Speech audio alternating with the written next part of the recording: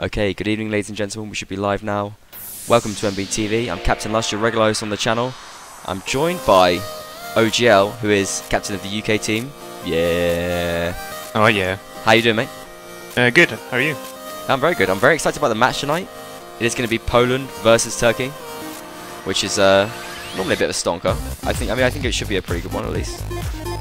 Both these teams are, I think, slated to do very, very well in this tournament. Poland are former champions. Turkey have been top 3 in every tournament, every Nations Cup so far, except for 2010, but 2010 doesn't really count, in my opinion. Perhaps a bit controversial.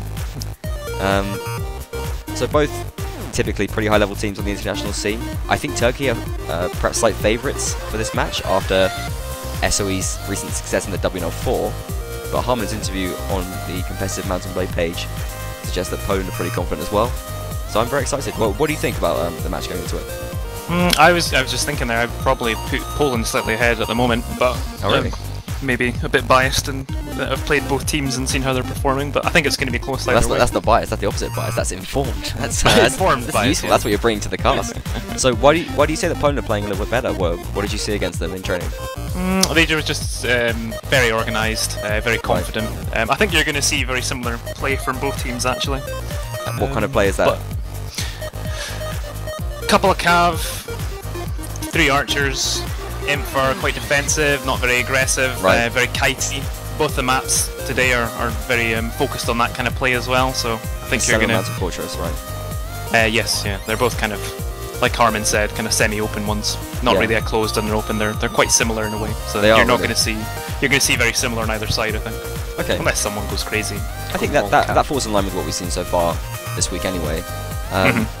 UK play this week against Czech Republic. Very, very comfortable win for the United Kingdom. Yeah, Czech Republic I don't think really came into it expecting much. They trolled a little bit if you saw Volcom's stream. Oh really? I mean, Johnny D and Relax dropped, didn't they? They're not playing, I believe. Yeah, there was some drama at the beginning, I think, so it was... Yeah, I mean, well, they wanted to just have a whole tournament of trolling, and I don't think... Well, I wasn't very happy about that, so... they just didn't want to play. Dictator lost strikes again. Yeah, well, it was absurd what they shared on the forums. So we're not happy with that kind of thing. But yeah, UK team doing well, which is always good to see. Despite our 93-point rated archer missing from the team. 92 actually. Thanks you've been upgraded. Have you not seen Bendio's new list? Did I get upgraded to 93? You're 93 Bendio points now. I love that I haven't played really properly for years, and I got upgraded to 93. Like I've got an extra point somehow. We've done a list now of like all the top players overall for all of Warband history. So maybe in some whatever statistical method that he uses for that, you've decided to be upgraded by 1 point. That is awesome. I honestly can't tell you how happy I am about that. 93 rated archer. That's fantastic. Have you been upgraded? That's yes, I've gone up from 64 to 81 in the overall. Yeah. I mean, still... It's a big increase. Still quite a way shy of me, yeah, to be fair. But 81, does that put you in the top bracket? Are you a red now, or...? Well, I'm still near the bottom. The whole thing's been upgraded. Oh, okay. So are you still a blue, or is the colour system still in place? Yeah, no, there's now a crimson or maroon colour at the very top for the even the more red top-rated people. Is that higher than me? Yes, you're not at the top red. You're just kind of bright red. That is frustrating, but bold red. At least my number was moved up. Yeah. What colour are you then? I'm still blue. Well, that's okay. It's a Scottish colour at least. Yeah. I'll just have to sweat out the hours a little bit more. Well, I'm putting our egos aside for 1 second. Just talking about the match. I think the teams are having a bit of trouble setting on a server right now. Turkey perhaps not quite happy with their connections. Maybe some Turkish ISP issues happening right now. But we'll see exactly how it goes down. That will mean a slightly delayed start though. No problem for me. OGL stand-in referee as well as streamer, I believe. Yeah. Will you be getting them in line? No, this should be fine. I've got time to kill. Okay, that's good to know. Anything for the match. Perfect. I've got word from Fabio. Apparently Varsong's going to be around as well, so that might ease the workload. He is an executive admin. Maps and factions, going back to them. We are playing on Castellum and Mountain Fortress, as you said before, quite similar maps. quite standard kind of styles expected. I mean, with Nords you can always try and go heavy infantry, but like I say, the maps are quite good for just running away from your enemy, so they probably wouldn't work too well. One thing we didn't see too much of was a lot of javelin kills in Poland versus Sweden and Denmark. I mean, it was quite a sort of one-sided match, but I still feel like javelin kills, especially in Mountain Fortress, have like a lot of potential to do high damage. Do you think we'll be seeing maybe a bit more of that tonight? Christo is playing. Christo is, yeah, the mighty javelin warrior, but I don't know. Yeah, they're flashy, but it's not something that you can rely on. It's something I've discovered. No. Well, you're not an infantryman, so. I partake of infantry sometimes. Do you? Poorly, but I do it sometimes.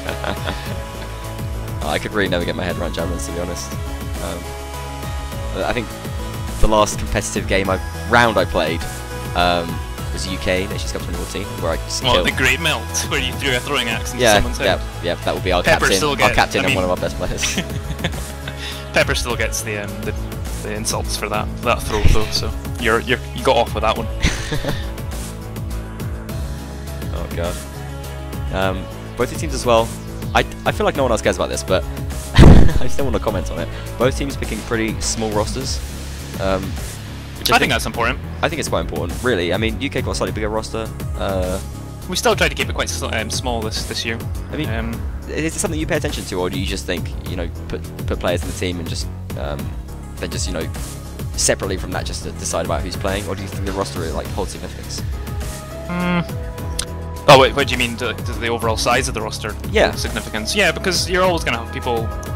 You can't put up a roster of 20 people but only play 8 of them in a match. I mean, that's just going to lead to arguments. So you're almost obliged, I would say, to try and play everyone on your roster at least to some degree.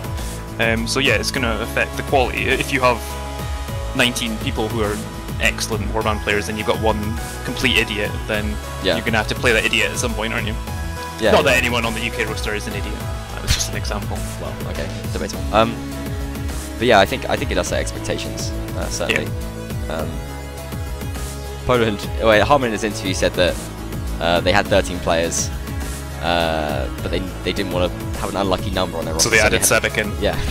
I enjoyed that. I don't think that is accurate because Sebek is a pretty sick player, so I think they'll be wanting to use him in any case. I mean, the thing is, all of their rosters are basically full of sick players. Turkey's slightly different this year, though. Obviously, they don't have a lot of their old veterans. No Tsukiji, no Raiden.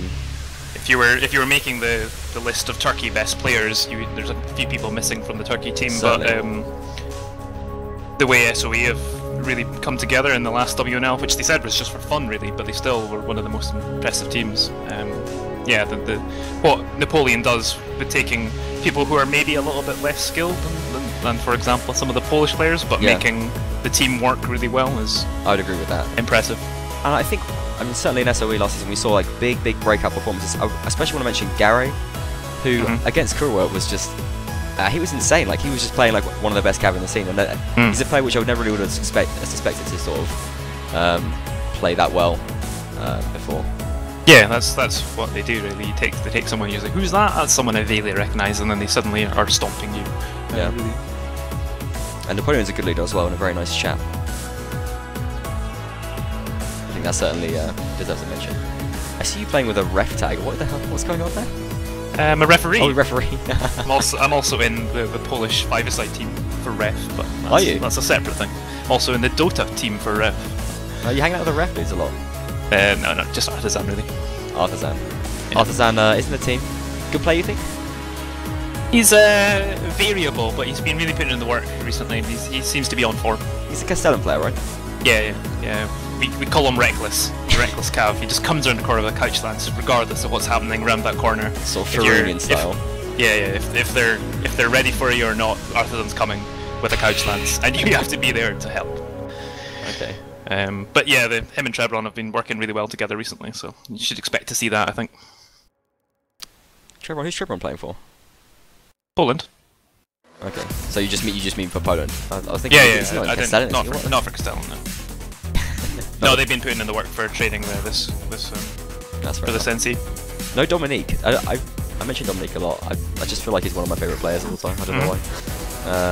But no show in this year's roster. I think I kind of missed Dominique. Yeah? Only saw him a little bit in my time of playing. Well, I mean, I just remember one match distinctly where Ref were playing against IG, and I mean, basically, Ref were getting hammered, and then one round, like, the Ref Cav decided to just rush IG, and they just basically just mashed them Cav on Cav, and that was the first round they managed to win the match. And Dominique was just flying against people like, I think it was like Illuminati, and like people, really old school people you would never have heard of. Illuminati, oh my god. Weird flashbacks, okay, let's move on from that. Old man. I'll quickly mention, just the teams are warming up.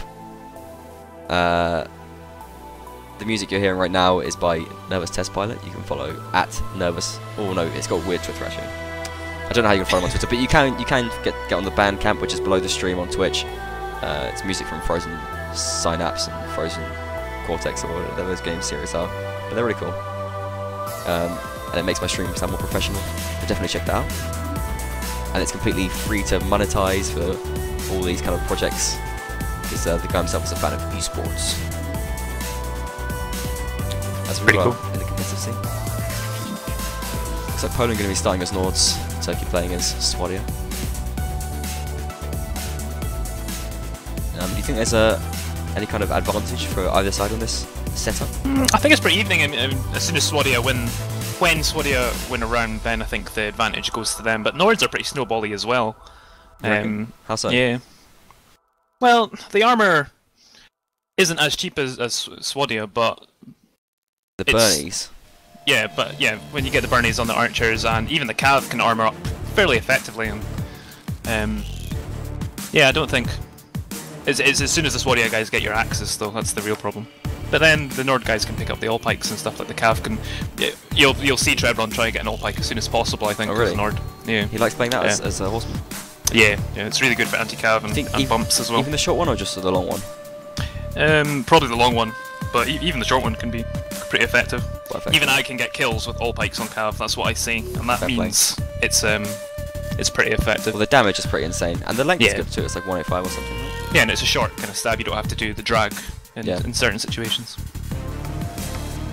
Okay, fair enough. So no, in answers, I don't think there's any huge advantage. So I appreciate the conclusion as well. Yeah, I think I would agree with that, probably overall. I do quite like the map as well. I feel like it plays out quite well. There's lots of like, there's some like sort of quite clear ways to approach flags, and like spots that you kind of have to try and control nearby to flags. So like it kind of, there are lots of like decisions to make each time you're approaching and attacking. I think that it's been a little bit unplayed as well. It's good fun. There's still new tactics being tried out. I think yeah, I agree. In WNL we did something like 5 cav and 1 archer, something stupid like that, but now most people are taking a bit more inf and less cav, and good to see things get tried out. Yeah, I mean, I feel like we could do a bit more of a map shake-up in the scene overall. Yeah, because I mean, open maps at the moment are just lots of cav, closed maps tend to be lots of inf, so you'd maybe get a bit bored of that.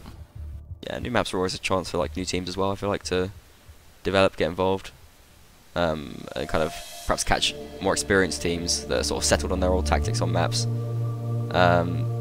It's a chance to maybe catch them off guard a little bit and throw in some new things. Just keeps the teams under pressure, which is always good for a scene, I think.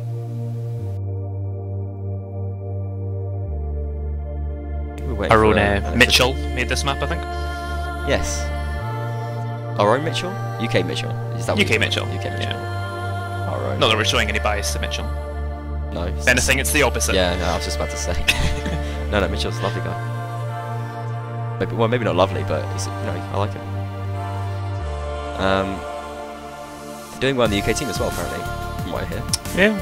He's one of my hot picks, actually. I think he's very reliable chap. Very good at the game. Sweated his hours. I would agree with that. I think we're waiting on Turkey right now.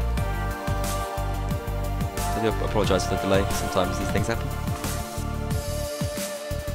I feel like especially in games where it's top teams, potential for it to be very close, that's when you get these kind of delays. Yeah, where they're just worried over and over about whether they got the drops right, or ping princesses, as I like to call them.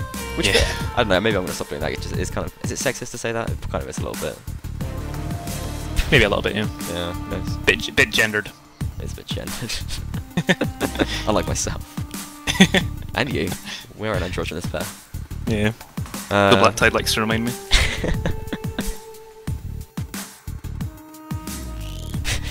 Okay, let's not go there. The stream took a dark turn. Yeah.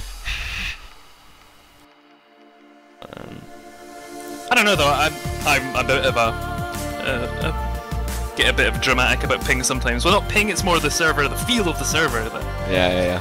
But I can't see my feints. I can't see my feints. Yeah. It makes sense though. It's all part of competitive play. Yeah, definitely. Even though I grunt and grumble, I feel like if I was playing more, I'd be perhaps more on the other side of that. I've watched some kind of like smaller Counter-Strike matches as well, like not the big tournament ones, but just like kind of normal-ish teams doing a normal practice match, and they take ages as well. So I don't think it's just us warbanders. No, I think in fact, if anything, I think we're pretty good.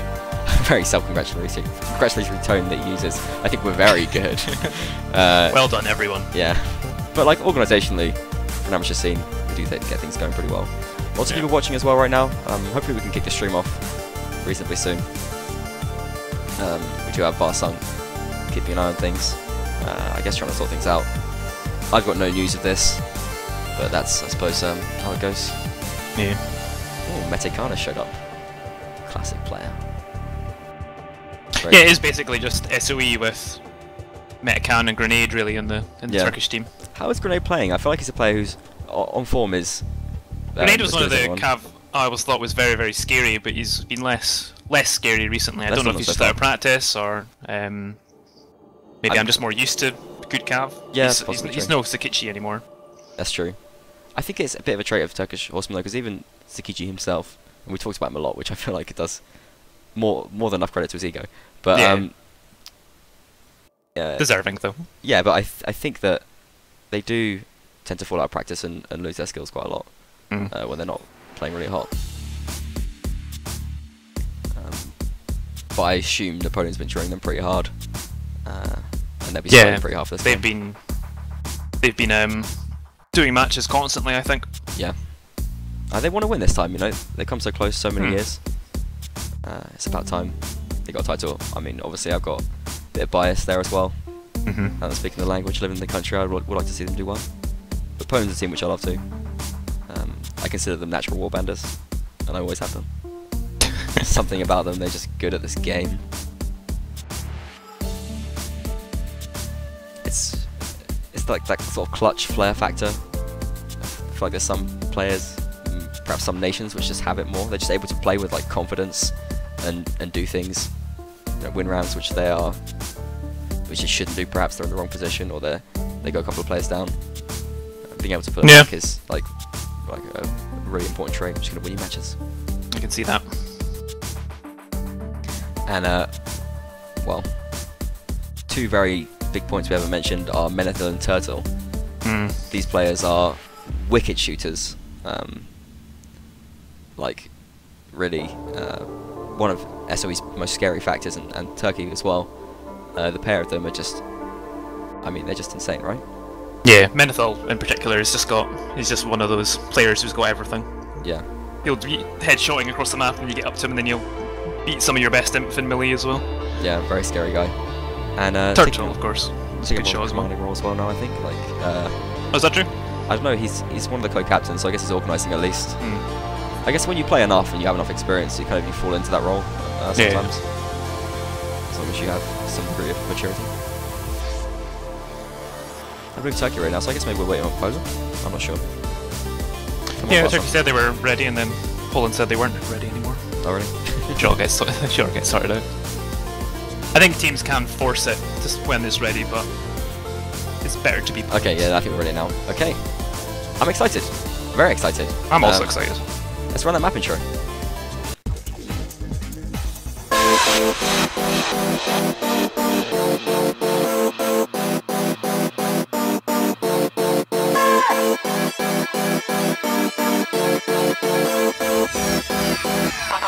I love you.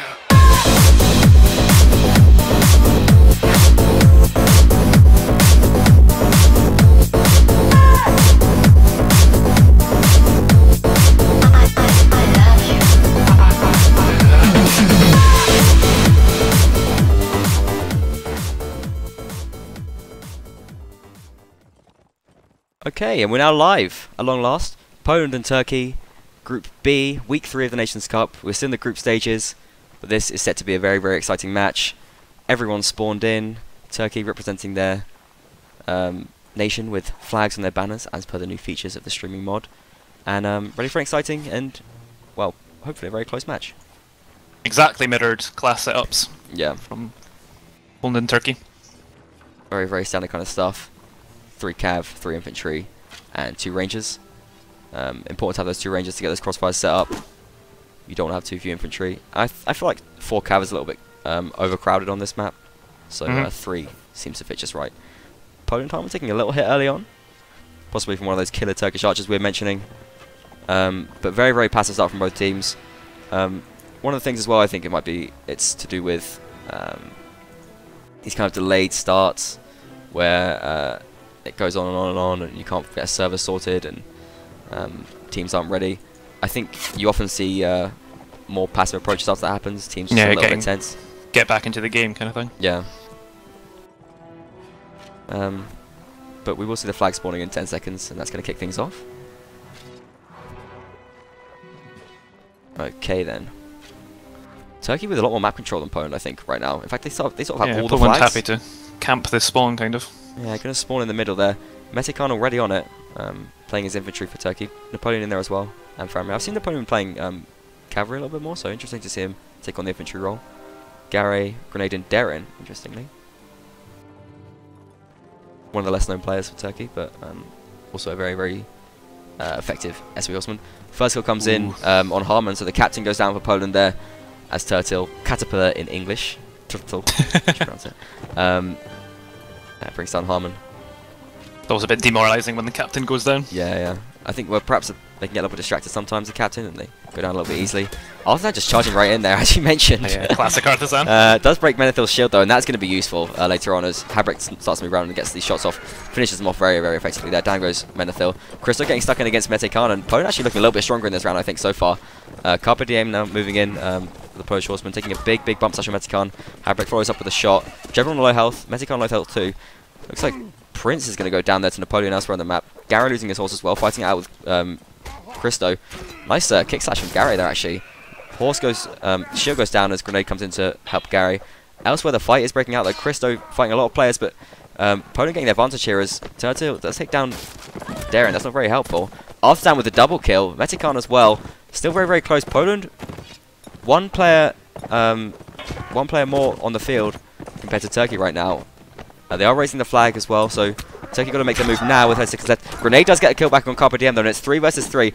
In come the Turkish infantry to try and take this flag over. Error on very low health. Metekan on very low health as well, but Metekan brings down Error almost immediately. Artisan and Trip remaining. They're going to dismount to try and hold this flag, but it could be a draw here, as the flag still in favour for Poland. They've got to get Trebron off there if they want to win this round. But Trebron with a double kill, and this guy doing massive work for his team. Gary does bring him down. It's now on a draw. I think it's going to be a draw, unless... Yeah, they both can hold up the shields up, and it's going to be a round draw. The rounders end with the flags even, and Artisan gets back on his horse. And that's a pretty nice move from Artisan there, just to get that. Gary does make it as well. And wow, very exciting round here. Straight away, very, very even stuff from these teams. It's a round draw, which you see so rarely with the flag mechanic. Very, very almost exactly even with 2 calves duking it out at the end. Yeah, insane. Both getting back on their horses. And wowza. I've got to say, Trebron takes a lot of credit there for taking those last 2 kills at the end. I think Turkey might have taken it if it wasn't for Trebron's last little burst there. A player that's been around a long time in the scene, known perhaps as a troll, perhaps more famous for his out-of-the-game antics than his in-the-game performance, you could say. But really coming into his own as a player, and I know for a fact that he loves playing in the Poland team, representing his country, and he's going to really be giving it his all tonight. So yeah, very interesting first round here. We'll see how it plays out as we keep going.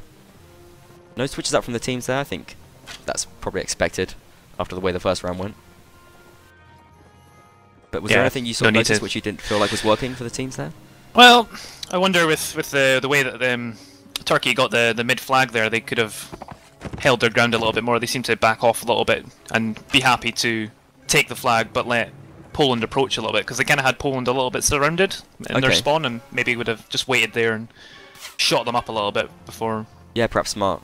falling back a little bit. I think their archers got neutralized pretty early. Menethil especially went down, and Turtle sort of just felt a bit ineffective after that. Then obviously got the team kill. So Poland perhaps focusing on bringing those two threats down. Doing pretty well. Seems like the Cav doing most work there for Poland, with Metikon picking up 3 kills in that round. Does take a hit there. I think Habrecht getting a little sniper. Do you know anything about Habrecht as a player? He's one of the players which I'm less familiar with. No, not really. I mean, he's a kind of just one of those archers who's pretty good, but he's not Menethil or Turtle. But when you have these teams who are so close, it doesn't make a huge difference whether you're 90 Bendito points or 80. Yeah, it's how you perform in the moment. Yeah. Flag does spawn in the center position there. Turkey do seem to be taking a more passive approach this time. They don't have any players in the center. Interesting to see how they will play this out. A couple of hits going off. I think perhaps just hitting some horses there. You see Turtle quite near the flag, just ducking behind these corners. The Polish infantry moving in now. They don't seem too well supported, but I think they're going to be trying to go flanking move. And Christo getting a javelin in early there. Javelin. Oh my god, Christo! Crazy. This guy win another one! Christo is an insane javelin thrower. It is ridiculous. This guy is famous for it, and 3 awesome javelin shots there. Did you catch that on the stream? I think I sort of half caught it. Just I got one of the next ones though, and just like curving it over the hill. Even the third one, Metikon just sort of thought he had enough of his shield covered. No one's going to make that shot, and Christo's still pulling off. This guy's wicked with javelins. Let's throw them all now. I think did he get another javelin there? He did somehow. Harman brings down Faramir, and Poland looking pretty well. Christo really driving his team forward with those javelin throws. Grenade goes down, and Habrecht with the height shot as he dismounted. Christo the Vicious finishes off Metikon, and Poland finding their rhythm in this match. Turkey shaken. Carpe Diem coming in round from the side. Trebron as well. Going to be moving in to try and finish off this fight against Turtle, who's been forced into melee, which is not going to be able to be as effective in as a crossbowman. Christo the Vicious finishes him off from behind. Carpe Diem brings down Menethil, and Poland sets sick this round. The flag is higher. Artisan takes down Darren. Gary pulls 1 kill back, but he's the last remaining pair for Turkey. Trebron is going to be chasing him down. Habrecht finishes him off with the shot, and, well, Poland looking pretty dominant in that round. Very, very nice play. Very coordinated. They were kind of at the flag already at that point. They pushed up a little bit more aggressively. Yeah. So they didn't have to wade through that crossfire. Yeah, I feel like Turkey, although they gave a bit more space on the flag, trying to give themselves a chance to shoot, they just seemed a bit more indecisive and a little bit vulnerable there. Giving away a cheap kill to Christo's javelins as well. That's really going to be. Don't know if we can criticise them too much. Yeah, for that, okay, though. that's true. Yeah, he does. He does pull them out all the time. But yeah, in spite of people perhaps backing Turkey in this match, Harman very, very confident and justified so far by Poland's performance. I was just looking at Artisan there and I almost said Poland, confusing me. Hilarious pun, huh? Yeah. And the armor factor coming in now, Artisan. I mean, look at his tanky chainmail. That's going to make a difference. Habrecht as well going to have a bit more staying power as the archer. Christo too, tank up a little bit. 3 kills for Christo so far. Quite evenly spread though, no players on any kind of outrageous kill count so far.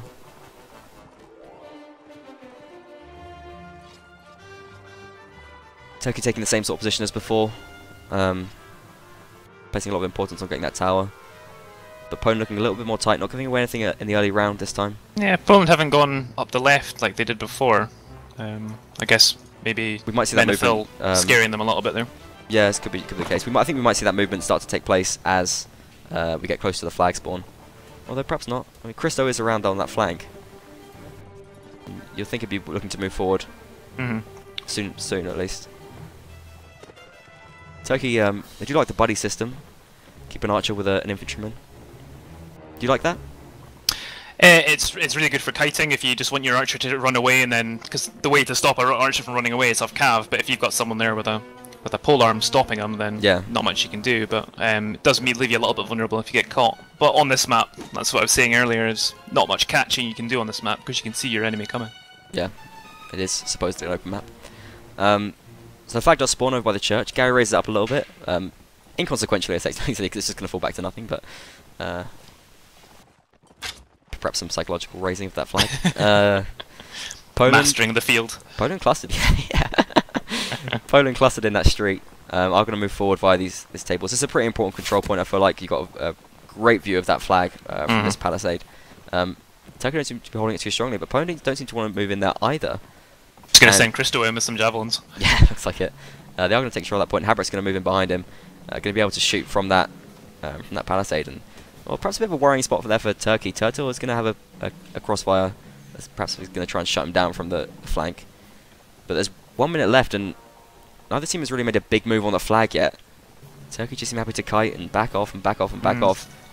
Yeah, it looks like Poland are going to start raising the flag now, and now Turkey, I mean, they had a position to sort of force Poland into an awkward approach. Yeah, they've kind of got no shot on the flag now, and yeah. Turtle's having to quickly move now. Oh, yeah, Metikar gets stunned, and Habric finishes them off very, very effectively there. In comes Grenade, but just charging him without any support against unpressured infantry. He's going to get reared up and take a big hit there. Kills coming in from Poland. Turkey not playing this out too well at all. Artisan gets the bump kill on Turtle, and well, that shut down the Turkish archer. Poland starting to sweep this. Christo getting a jav kill, as expected. Harman brings down Faramir, and the few remaining Turkish players. Menethil goes down to Trebron. Garay is still up, but Trebron's going to be harassing him. I don't think he's going to survive very long. Garay often one of the remaining players for Turkey here, left on his own.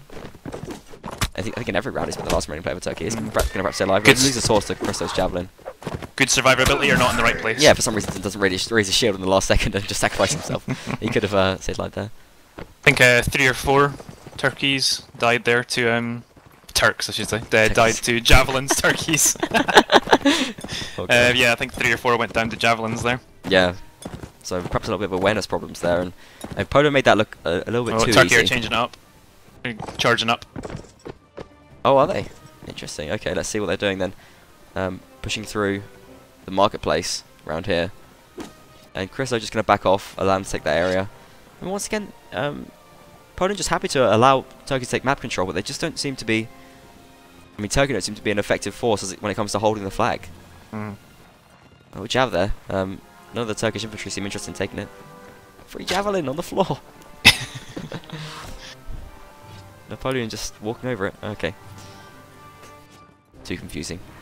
Javelins on the wrong faction. The entire Turkish team running from Christo at the moment. I'd run, but I am an archer. I do run. Lots of mail for Poland right now as well. It's going to be really, really hard, especially for a faction like Swadia that don't have. You can see great these archers kind of just like hiding at the back as well. So if Turkey charge, they're going to be into a bit of a crossfire. Yeah.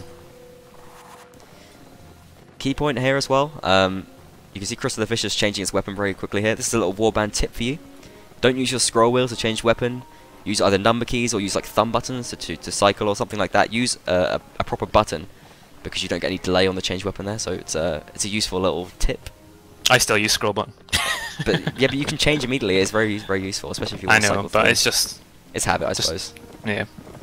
But that's my hot tip as a 93 Vendetto ranked archer. Well, maybe that's why I'm only 81. Well, that among many reasons, OGL. Flag gonna spawn now. Over by the church once again. And once again, Turkey closer to the flag. They really need to set up here. I want to see them holding this palisade area. Using their archers effectively. But they just seem to want to just move away. I think they've got these kind of flag positions in their head, and they just want to get to them and set up properly. Yeah. Once again, some useless raising there from Gary on the flag. It's not going to do anything of any effect. We have some cav fights breaking out here, I think. Where are these happening? Over by by this sort of church area. They do look like they're going to take the palisade a little bit more, actually.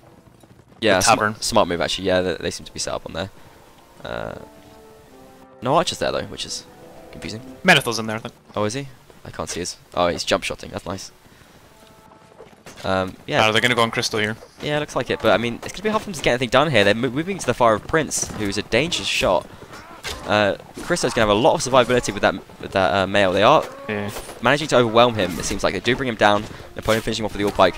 But they've got to start shutting down his archers. Metagon's going to move over to deal with Prince. Habric's on the other side of the river. Harman takes down Napoleon though in the meantime with the jav. Era takes down Faramir. Gary brings one kill back. Turkey looking a little bit better in this round though, I feel like.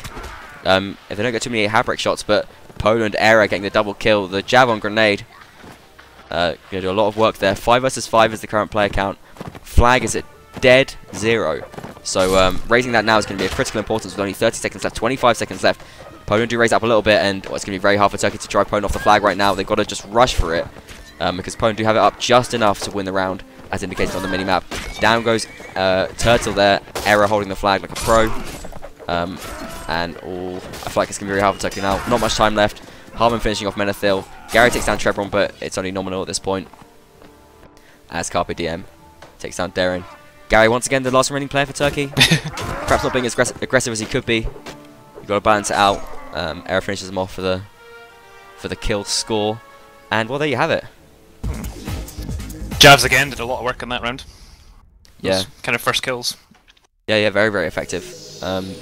Poland just using them to do a lot of damage to Turkey throughout that first set. But it's going to be Turkey's chance to play Nords next. Perhaps they're going to pull something back. Who knows?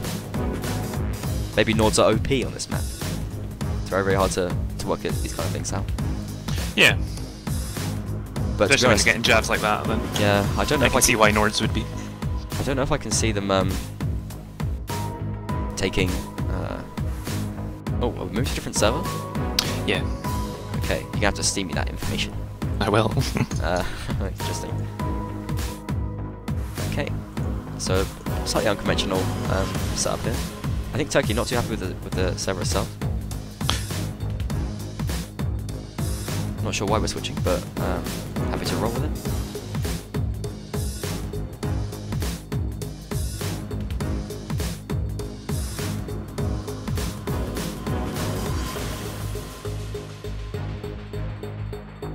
And yeah, we'll be going into the second set shortly after just a little bit of a break. See the current scores up there on the break screen. Poland 4-0, leading against Turkey. In what has been, what started as a very close match, but I just feel like... Is that... Wait, I'm on the wrong server. I sent you the next one. Okay. God. Mayhem on the stream right now. I had made a big drama to get a home and away system for this. I would feel the pressure now to win these rounds as Turkey. I've got to say, I'm getting a higher ping on this server, but I'm in Ankara, maybe they've got more Istanbul players. I mean, Turkish internet is a problem, I can say that from first-hand experience. We do have a tough time out in the Middle East. But normally Germany servers are pretty playable at least. We should be getting going fairly soon, I guess.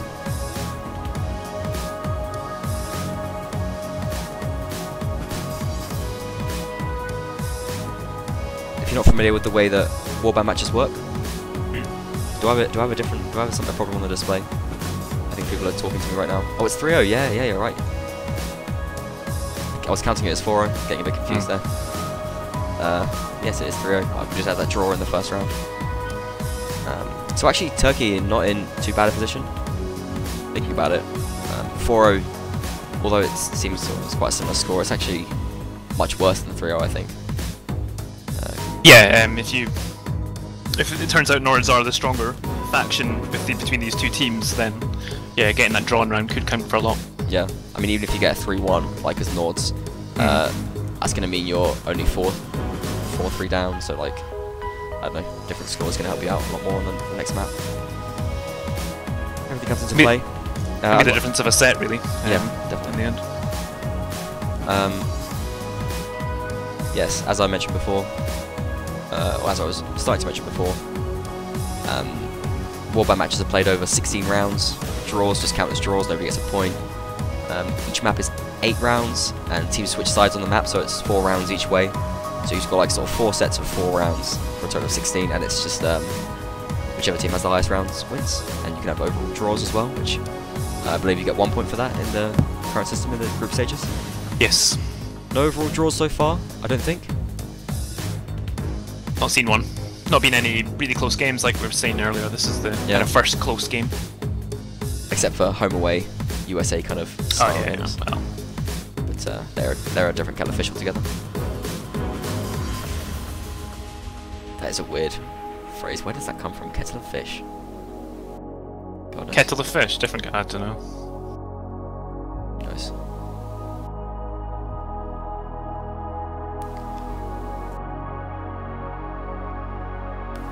I mean, what's really going to be important here, I feel like, is Turkey making use of javelins. That was clearly what was very effective for Poland there. Yeah. I think if they're going to do damage, they're going to do the same. I don't feel like they're as infantry as threatening.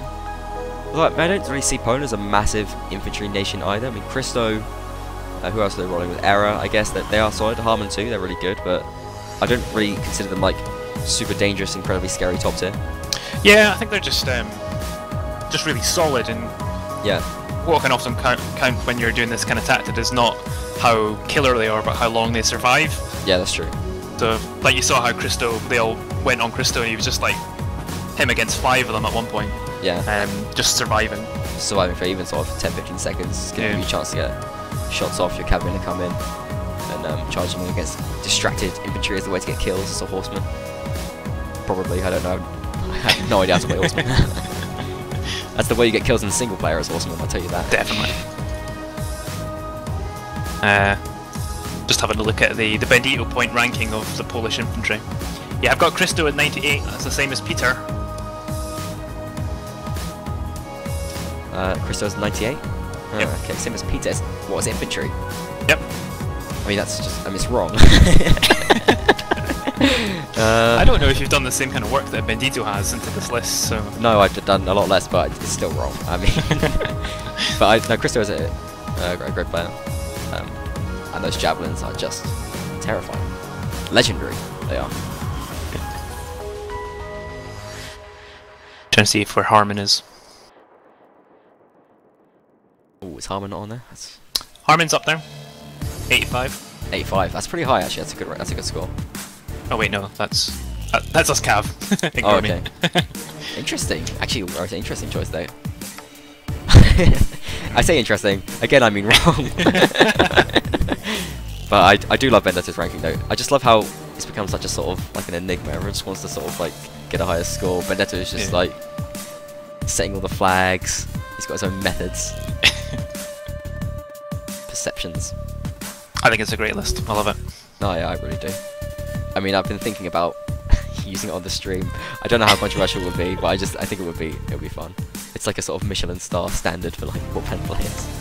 Well, you could do it like wine. You'd have different lists eventually. Like you could have Bendito points, and then if somebody else like Cleric did a list, which I'm sure would be very different, you could have Cleric points and give people different rankings. I think I know where Cleric would be on Cleric's list.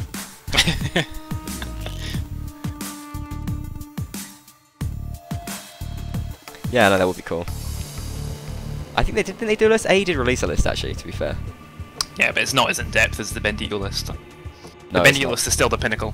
It really is. I mean, the color coding, the national flags, I mean, all of that just adds such value and a richness to the list. Bendito himself is a very good player too.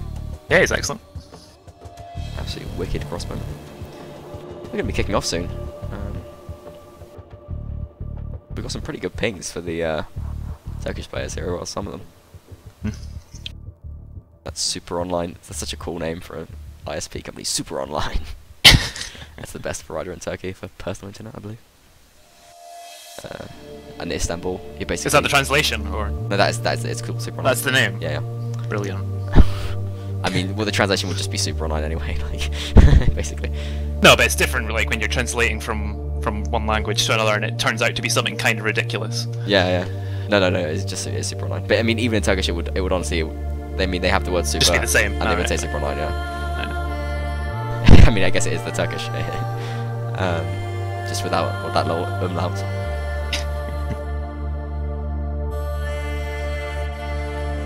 You could call it something really ridiculous, but I'm going to stop making Turkish language jokes because I'm not even going to stop because it's a niche market for very, very niche, yeah. Even more niche than the warband competitive scene. And that is pretty niche. But I mean, hopefully people watching this for the first time are getting into it. Sometimes matches like this have slightly longer breaks, as we explained before. You know, people are very, very tense about their settings and pings and everything like that, so understandable that we have a few delays. Hopefully you're enjoying the game so far. I'm really looking just to see it like develop into something a bit more two-sided. See Turkey get a couple of rounds here. I mean, I'm just getting the sense that they're playing a little bit nervously. They know there's a lot of expectation on them this year.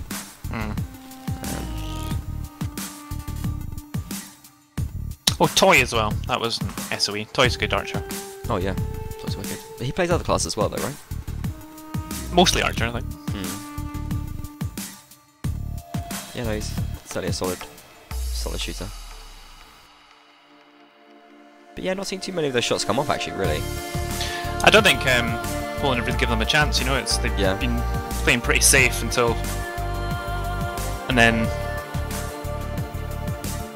Turkey just been backing off a lot. Getting some Turkish in the chat. We've got a couple of Turkish viewers. No, they're enjoying the jokes. I think Cleric Johnson is trying to communicate with them. Quite racistly, I think, more than anything. That's not going to get Cleric points up on the stream, being racist to Turkish people. Yeah, shout out to the roofer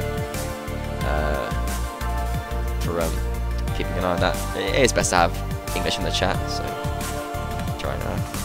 try and use your best English, no matter how bad it is, or attempt to Google Translate.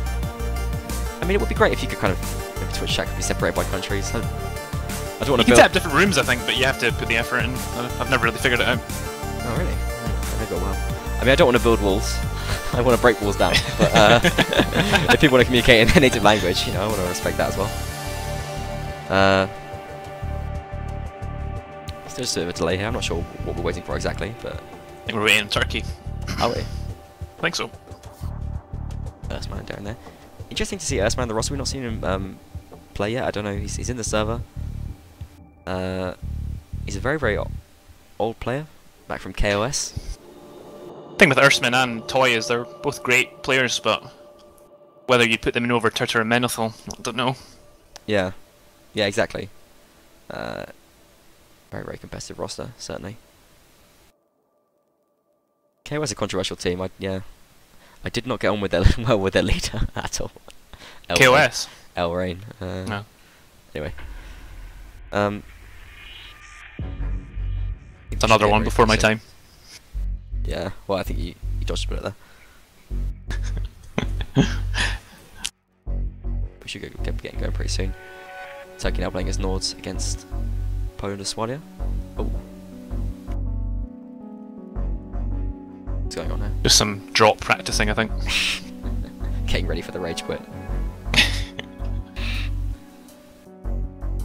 Speaking about teams joining or not, my favourite team joining tactic is IG. 2 minutes before the game start, just everyone comes in. Perfect. I love that. It's so threatening. It'd be better if everyone had their banner pack as well, because they're all just numbered rather than individual banners like a lot of people. So they just come in and just a sea of numbers. Faceless soldiers. Quite intimidating. Well, faceless soldiers, that was what the German tactic from I think it was maybe 2013. Like they all just played as like the default characters, so you couldn't tell who was who. That was awesome. That would be quite effective. It's quite a smart move.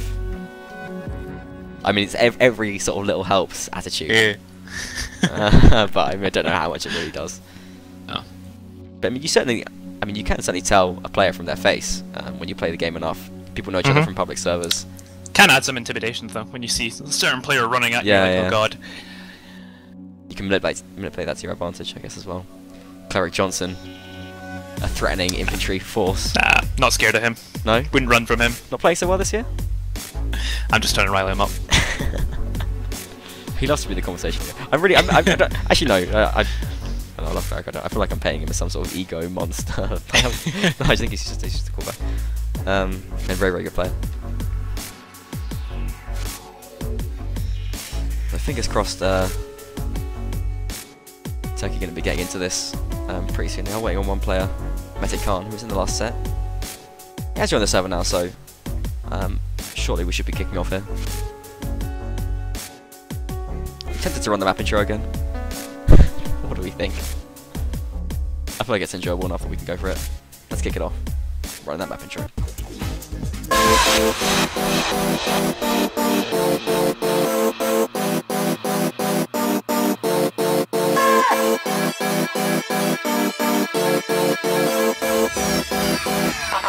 I love you.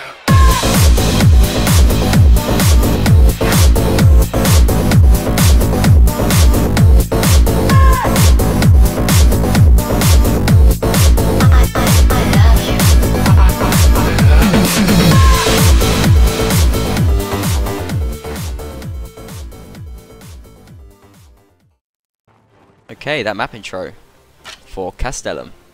And we're in the game now, second set. Poland leading 3-0 after that draw in round 1. Round draw. A rare occurrence, an exciting occurrence in the game. Is that a British trait? The enjoyment of a thrilling draw? I think so, yeah, it's a little bit. It does get me very, very excited though.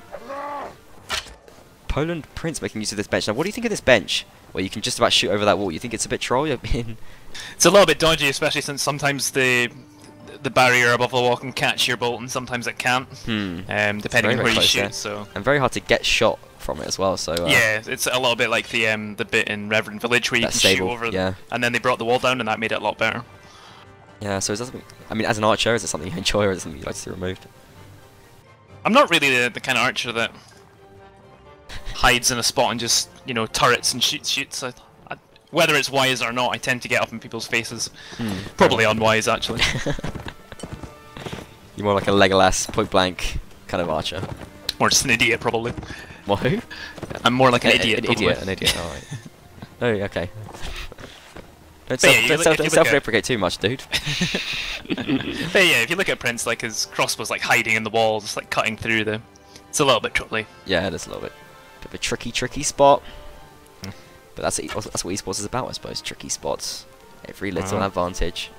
Would that be a Counter-Strike moment with the team that got banned for abusing that glitch? If you don't know about that, never mind. Yes, no, I did know about that, yeah. I feel like having... I mean, because we can just change the maps. Is there an issue? What was the rules in this about glitching? Was it ever decided? What was a glitch? Don't we just fix the maps? Yeah, generally. Anyway, flag spawned. Okay, hope we're not having any problems. Yeah, flag spawning, and well, Poland just seems to be charging straight across it towards Turtle. They've really got Error caught up here. Yeah, Turtle got really caught out there as well. Goes down to a couch lance. Error goes down there elsewhere. Turkey are getting advantages. They seem to abandon Turtle somehow though. They use Napoleon, or he loses horse at least. But yeah, in the meantime, a two-player advantage here for Turkey. They're sort of playing as a mob, which is quite nice, I guess, as Nords. It's a pretty good way to play. Poland raising the flag now, but Turkey getting there in good time. Metikan going down to a big shot from Prince there, the Polish archer. In comes Carpe Diem getting knocked down on Faramir, but no one there to convert. And the fight just breaking out into a big cluster right now. Yeah, Faramir getting the best of Carpe Diem. Menethil does have space to shoot, but no time, it seems like. Turkey getting the better of the fight, though. 5 players against 3. A team kill from Grenade, though. That's going to give Poland a chance to get back in. There's only 2 players left. It's Gary and Toy. Oh, no, sorry. No, it's not. It's Trebron and Harmon. A double kill from Trebron here. That's going to bring down Toy. So Harmon and Trebron, they do have the flag higher. 17 seconds left. Grenade finishing off Trebron with the knockdown. Harmon's got to get back on that flag, though, because Gary is raising it up now. And it now is in favour of the Turkish side. Yeah, Harmon's going to have to find a way to move on to that flag or get some kills fast. Grenade's going to be able to finish him off. And Turkey back in this game, playing as Nords here, bring the score back to 1-3. A bit of a messy round there, I think, from both sides. Turkey somehow just a finding bit of the Nordic advantage coming through there, I think. Possibly, yeah. Before that Swadia bankroll, Nord's able to get some effective mobbing in there. And it was an interesting move because they had Turtle just kind of all alone in the center. He got overwhelmed there. In the meantime, Turkey, which we didn't see on the stream, but they did move around this tower, and they caught out 2 Polish players, brought them down very, very quickly, moved in as a big group, and just managed to win the melee. I don't know if they took them down quickly though, because Error did a good job of surviving. Oh, really? Yeah, he did a decent amount. He was up against what, 3-4 Nord infantry. Yeah. Just dodging, weaving, lost his shield. Declan and David.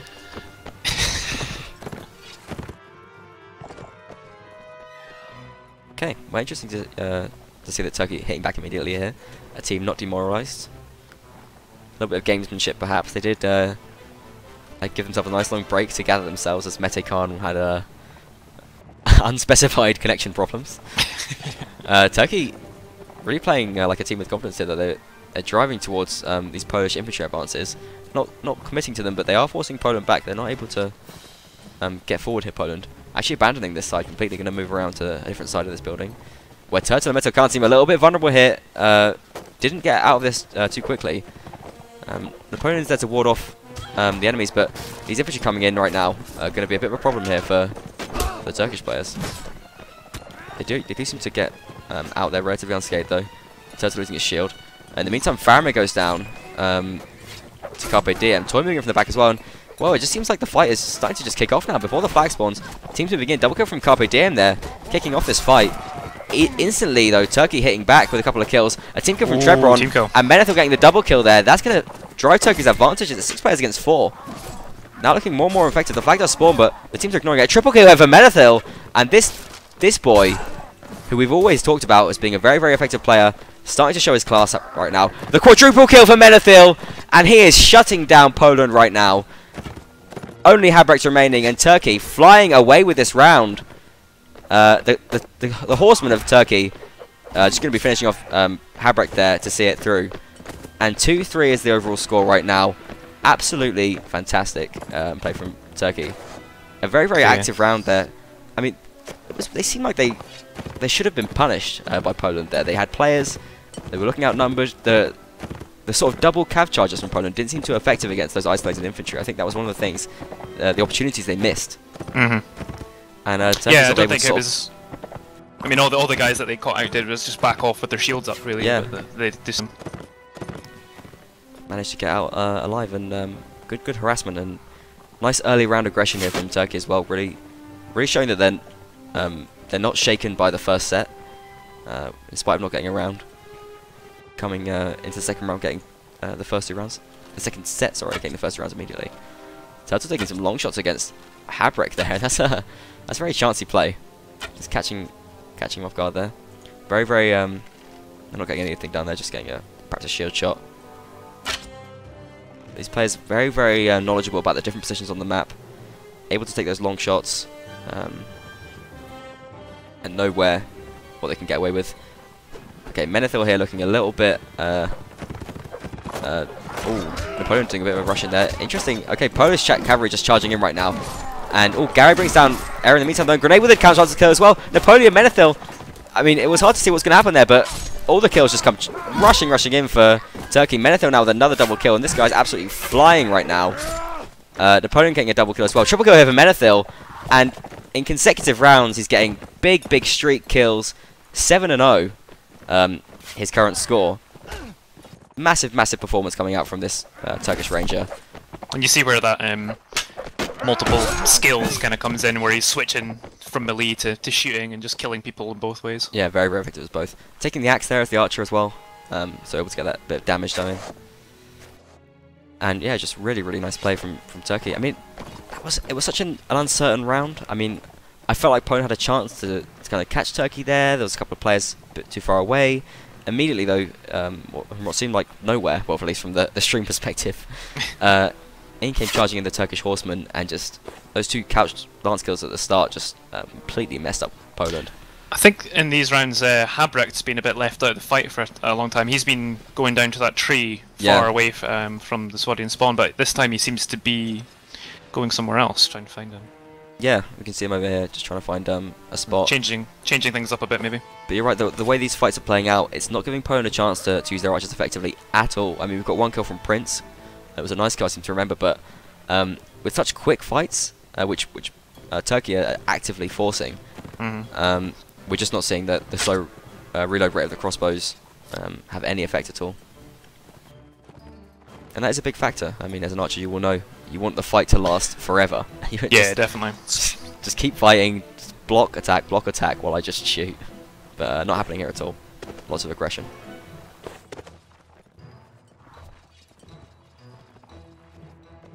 Faramir taking that axe, which is... I mean, I always say it's the weak axe, but I think that might be... Was it you I talked to about that before? I'm not sure. I think we mentioned it on the last stream I did. We might have done, yeah. I mean, is that the slightly shorter one, but it's more damage? Yeah. I don't know. I think it's good. It is. I mean, it's a little bit cheaper as well, so that's its advantage. I mean, the top one is really expensive. It's just got like that different look. It's got like no back of it. It looks kind of cool. It looks kind of. Does that annoy you? I don't know. The other ones have like the top one's got that, like the back of the axe. I don't know if it's like a balancing weight. I'm not a historian. It looks a little bit brutal though, with that extra curved bit of axe. It does. Yeah, it's pretty cool. It's like a kind of fantasy axe, but presumably historical. in the well-researched, fictitious but historical game Mount&blade. Available on Steam and all major retailers. The flag spawns in the middle of the map. Turkey really pretty tanked up now. It's going to be very hard for opponents to get this round. Although Christo, I mean, darts not as effective as javelins. Has he got darts? Yeah, he's got darts. He needs something to throw. But I mean, the thing is, he hit someone and it just did nothing. He just did absolutely nothing. I don't know who he hit, but it did no damage. Toy, I think it did like about 2%. Habrak getting the first kill there, yeah, picking off grenade. Yeah. And grenade's been a force for trouble there so far in this match. That's an important kill. Yeah, and like we're saying, he's a little bit closer to the fight now, so he's obviously instantly being a bit more effective. Yeah, it's good to see them reacting to what's been going on in previous rounds. The fight seems to be broken into a bit of a fight of two halves here. Poland trying to shut down these Turkish group by the wall, but being forced back, and Habrak losing his life in the meantime. The other fight going on towards the centre, and we're going to see Turkish cavalry charging in here right now. Gary getting some damage done. In come the Polish horsemen as well. Metikon charging right in here.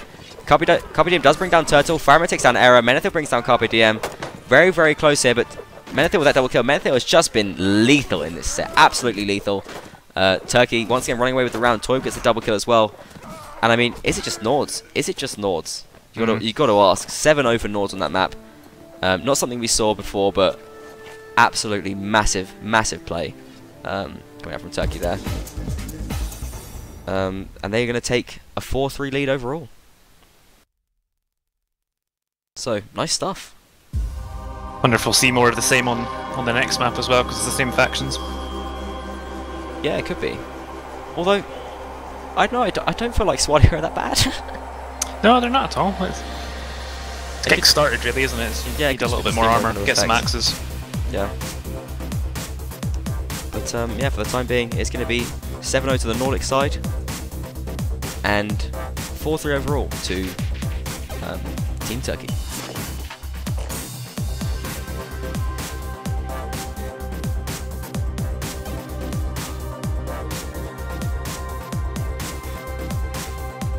Okay, so moving into Mountain Fortress, is it a map you like, first of all?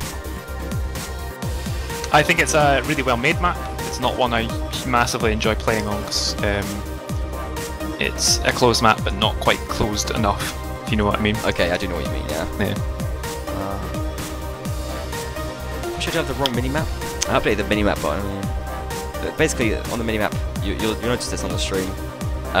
There's sort of a part of the wall which was removed in one version of the map, and it's now open, sort of pass-throughs. It just appears as a building on the minimap, so you have to bear with that. I do apologise. I updated it, but then I overwrote it, and a few problems there. Technical issues. But yeah, the map is really cool. I mean, do you think the bridge holds too much importance for that flag? That's one question I've got. Not necessarily the bridge, but that crossroads we've definitely found it has been a really key area. Yeah. To fight over. That new area. I think the new area added a lot to the map, though. It's really exciting now. You can just kind of rush around and come in behind people quite quickly. Yeah, it definitely. Cav especially have like so much freedom on this map now. It's have you seen? Go ahead. Sorry, you go.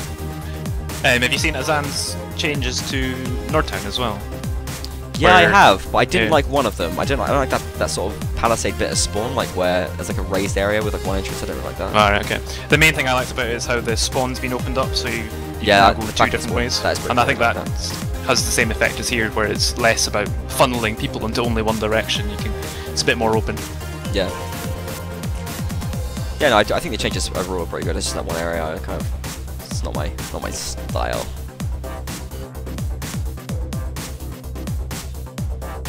But yeah, I'm excited to see the map play out. I guess we'll be seeing it fairly soon. Do you know when they're playing that in the fixtures? Is it next week? Nordtown. Have you played it already so far? No, it's not been played in the. It must be coming up next week then, I guess, or the week after. Maybe someone can let us know. Tweet in. I would like to have any tweets. Please do tweet in. Hashtag Nations Cup 2015. You can tweet at me. You can tweet at OGL. You're probably looking right. You have yes. You have a phone with Twitter that you can look at tweets. Also, have activity in the chat, which is great. But do let us know what you think. We do have a comment from Tomi saying lots of people watching. It's great to see so many people watching the stream, getting involved. The fruits of my labours finally ripening. I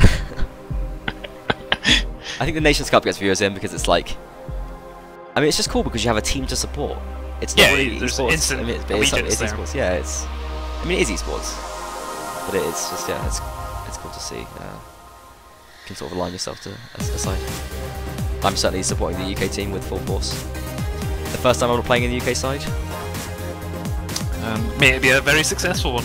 Yeah, may it be. We'll see. Either way, I'm just going to be making snide remarks no matter what happens. Expect nothing less. But I'm supporting you in sincerity. Okay. Even if I'm not in chess.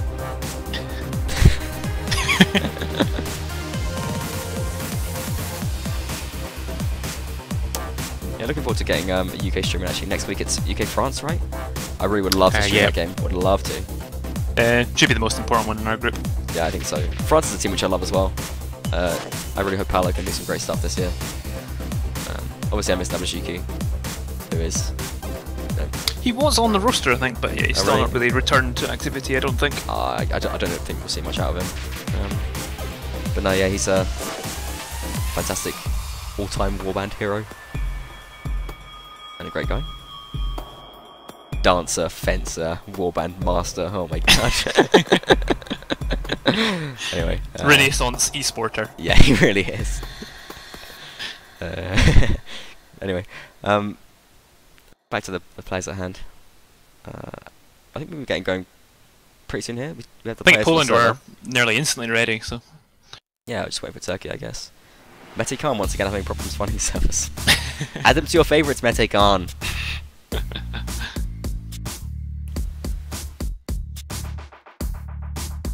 It's a bit changeable ping actually on the Turkish side, so I can maybe see why they were a bit more anxious to get the home and away system. Yeah, I mean maybe that's what's affecting it. Do you think that could be part of it? Yeah. If it, it's hard to tell from a spectator's view, I guess, what exactly is going on with the pings. But I mean, when a server feels bad, it does affect how you play. It does, but I mean, there's a lot of psychological nonsense going on there as well. I mean, as soon as there's like a slight thing that goes on, you're just like everything's ruined. And you yeah, exactly. Or I do.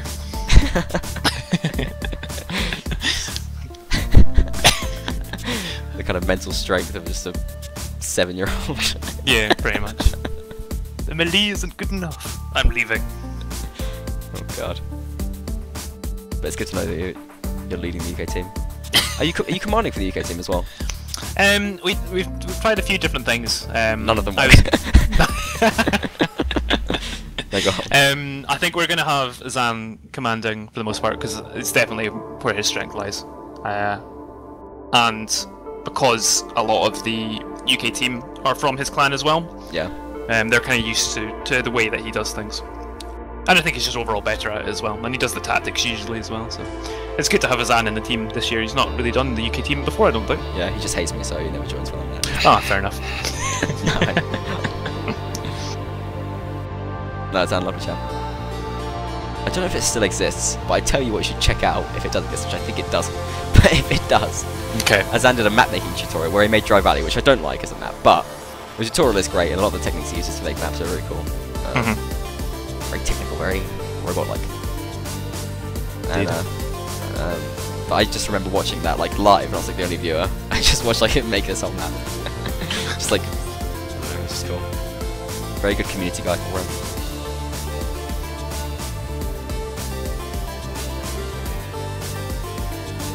People asking in the chat about the quality button. I will do my best to try and get active transcoding enabled. I mean, it's something which Twitch gives to partners automatically, but we have to request it. Are we live? Are we live?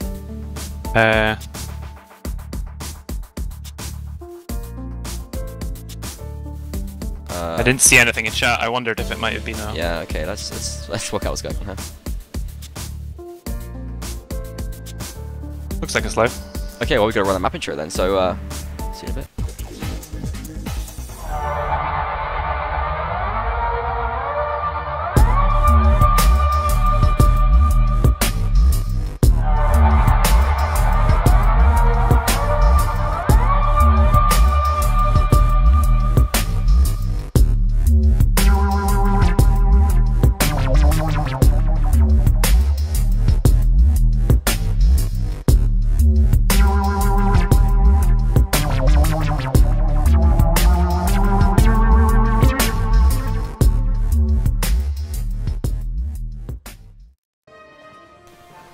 favourite map intros there. I do love that.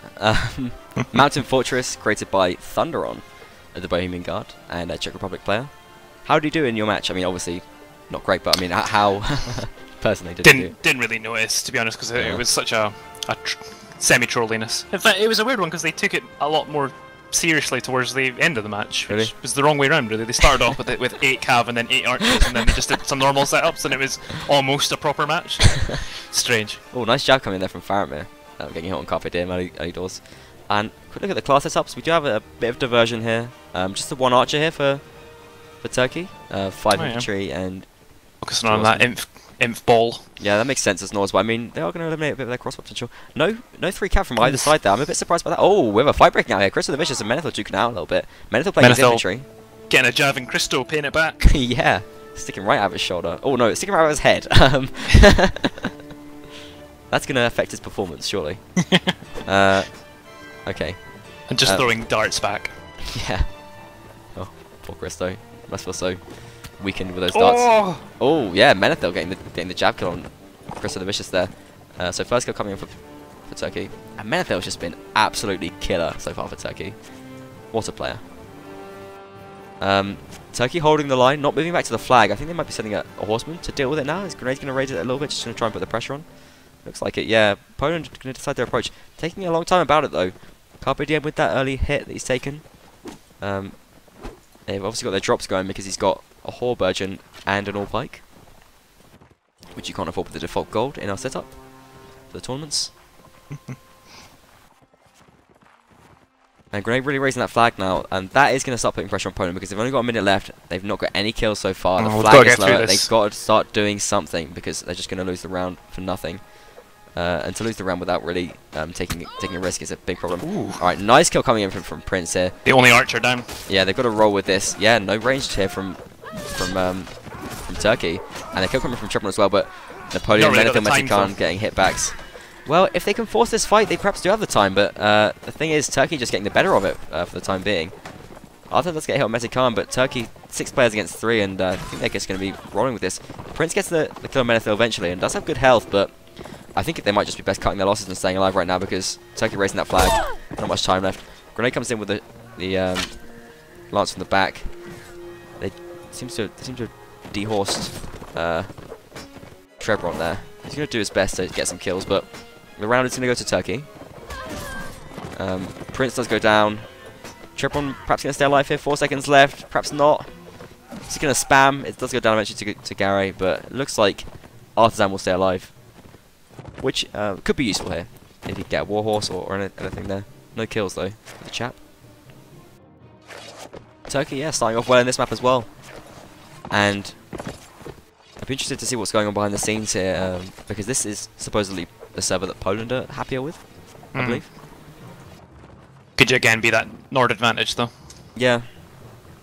Yeah, it could be. And bear in mind, if Turkey win all the rounds on this set, they win the match because we had that round draw.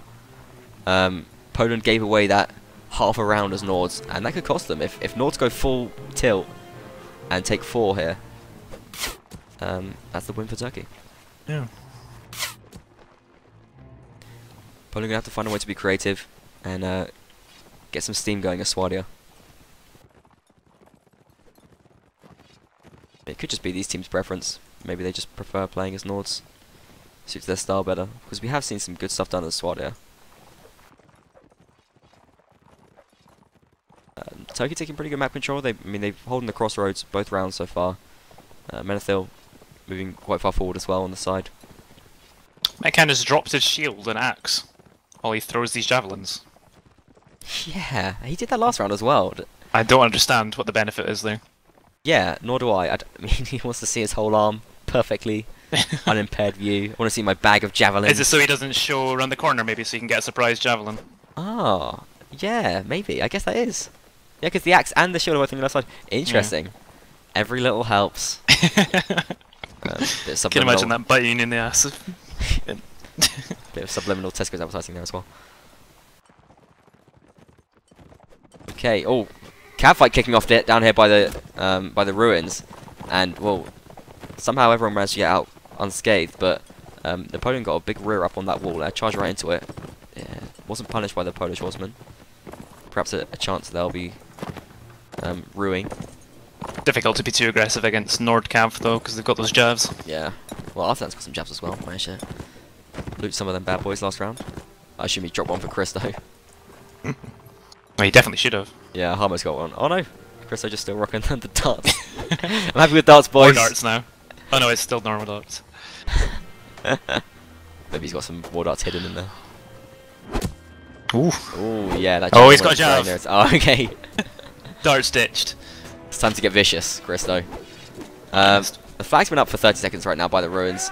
Turkey, I mean, they've done this effectively in the last round as well. They've just driven forward. They haven't given Poland a chance, and they're playing for time here. Mm-hmm. And they're just putting themselves in the way. And Poland need to make a big move to counter. Otherwise, they're just look, they're backing off here, and you don't want to back off in a melee fight. Turkey are going to take this comfortably. It looks like in comes Gare, Menethil, Mete Khan. The Poland coming from the back. The charge of the Turkish horsemen. I want to hear Mozart playing right now. Down goes Turtle. Prince pulls one kill back, but it's merely consolatory at this point as Turkey are just charging forward to victory. Down goes Prince with the bump horse kill. And really, Poland have got to find something here. They've got to change something now because this is looking shaky. It is still the group stage. They do have a chance to come through second in the group, but second in the group, you're playing first from another group. That's a problem in itself. I mean, if they want to run this tournament, first. Yeah, definitely, it's important. And they still have a chance. They still have rounds left to play. Bear in mind, they will be playing as Nords, but they just have to find a way to win a round in this set. That's going to be really crucial. Otherwise, they're out of it. So pressure on for the Polish side. And I see them changing absolutely nothing. Nothing at all. What would you change as a Polish commander in this situation, do you think? I don't think you want to do anything too dramatic, because I don't think that what they're doing in terms of class setup or kind of initial positions are wrong in any way. It's more just they need to pick a fight and take it a little bit quicker. They're just hanging around, they're dropping people, and then they're leaving it so that they have to push through a Nord bunch of infantry, which is the worst thing you want to do. Yeah, I mean, and they're really going full force into the melee fights against Nords, and it's not playing to Swallow strength. I mean, I would like to see them take an extra horseman, maybe try and dominate that area of play, because they can sort of cancel out the other horsemen, and then you've got more support in the melee fights. Just try and play to Swallow strength, because they're taking big melee fights here, and they're losing them badly. They're up against the likes of Menethil, Mete Khan playing sick as well. Really, it's just an issue for them, and especially the last fight they took, which was just basically backing off, which is a really, really horrible way to play, because you're moving slower. Trevor going down early round, yeah, and I mean, I understand they need to take risks, but when they don't pay off, that's a really, really big loss to them, because they've only got one horseman left. And, well, Grenade especially has been really effective so far.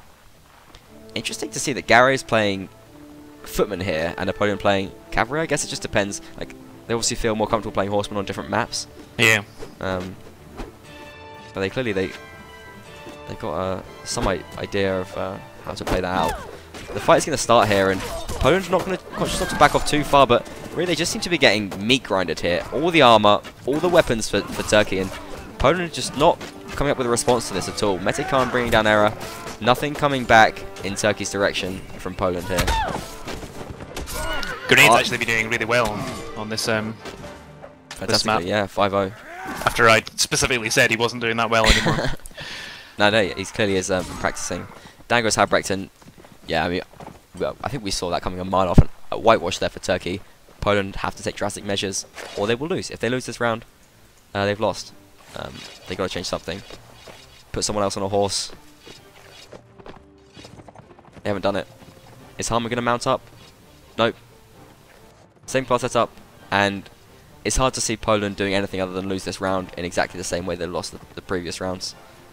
I want to see something special from Poland here, but I'm not seeing an inspired performance. It looks like they've just kind of gone into meltdown mode. What you need to do is you need to bait out some javelins, get Crystal those javelins, and then he needs to get 2 or 3 headshots. Oh, it's so hard to watch. Poor old Poland. I mean, they're getting surrounded now. They're getting surrounded now by tanked up Nord infantry. Oh, in comes Grenade from the back. Does miss the couch lance pass, but Napoleon gets one on arrow. Menethil brings down Prince. And okay, one team kill from Grenade. That's a lifeline here for... And a Treble gets a kill as well. Oh, no. Just after I said and Carpe Diem. Okay, so they've been given a lifeline here with that team kill and a couple of nice moves from their own players. They do have a chance to come back into this. Trebron does escape with his horse's life, but he takes a couple of big axe hits. They've got to do big work in this fight now from now on, though. It's breaking down, and Turkey are able to regroup here. They do have a lot of armor, so they've got to do double the work here. But Arslan does bring down Napoleon, and no horseman left for Turkey. Poland finding a way to make this work. In spite of not changing their classes, they've proved me completely wrong. But Menethil and Toy coming back now. Toy with very, very low health. Meticard and Toy with a double kill. Turkey bringing this back for their own side. Arslan and Carpe Diem remain, and what looked like guaranteed victory for Poland, and Arslan loses his horse as well. Menethil brings down Artisan. It's Carpe Diem left against two Turks. Oh, Meticard fishes him off. Poland, you've got to feel like they threw that away a little bit. That is the win. Turkey almost throwing it there. Yeah, that is the win for Turkey. 8-3, and I still think that could have gone either way in the match. I mean, it could have done that last round, but I think. As we go into the break now. I think we're going to call it a game there as well. So, I mean, very, very, very, very nice play from Turkey. They get the 8-3 win. Poland perhaps will have a chance to bring back some rounds as the Nordic side, but I think after that win, we're not going to stream them. Or shall we stream them? Oh, go on, let's stream it then, because then we can get some Turks in for an interview, because that's going to be a boatload of fun with their Turkish shoutouts and all that sort of good banter. So let's stream these last 4 rounds and see if Poland can get some round difference back. Unfortunately, I feel like no matter what now, that's going to mean second in the group for them, though. Yeah, we'd look like. But yeah, we'll see exactly how it plays out. Are we in the same server as previously? I think we are. I believe so. Yeah.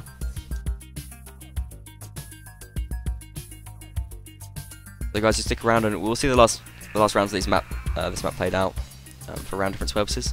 I mean, it could mean... Who else is in their group? Do we know? Is it Ukraine? They did beat Ukraine, yeah. So Ukraine probably... Unless Ukraine can take down Turkey, which would create a really weird situation, then probably these rounds won't be important. But I mean, you know, who knows? I feel like Poland could have played a lot better, to be honest. And Ukraine perhaps not playing that well this year, but they've got a lot of sick players. I mean, who knows? Anything could happen.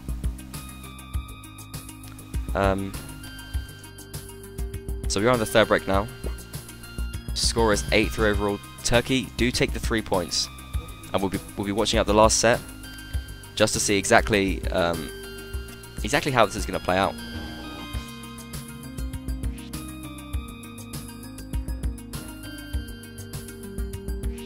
And if we can see Poland bring any rounds back here. Really nice play from Turkey though, especially Menethil. I mean, he just looks so dangerous, doesn't he? Yeah, he's scary. If you can just go to infantry like that and then still do so well. Yeah, a multi-talented warband genius, I think, by anyone's standards. I mean, speaking from the UK team perspective once more, I mean, who do you see as the big threats? This in the overall tournament? Yeah.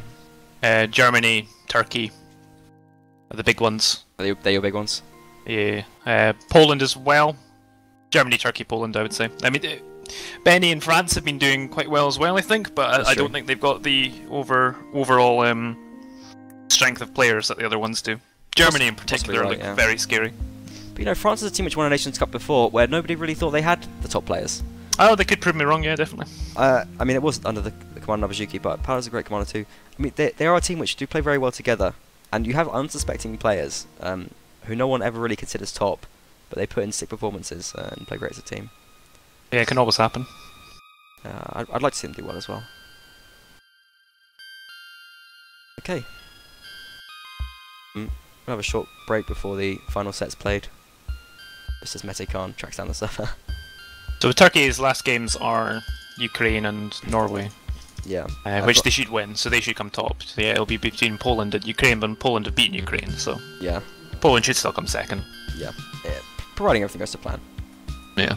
I mean, Norway, they got some good players, but really... I've got some good players, but... For a team like Turkey, it's a ceremonial game almost. They're just really looking very, very strong right now. I mean, especially what we saw from Menethil. He is just looking wicked. we were watching the final set, and definitely going to be trying to get an interview going. We've spoken to the SOE chaps before, and they're really they're a lively, fun bunch.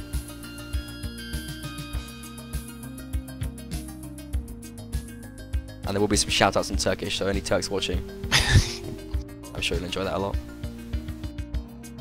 I'll make sure they don't say any naughty words.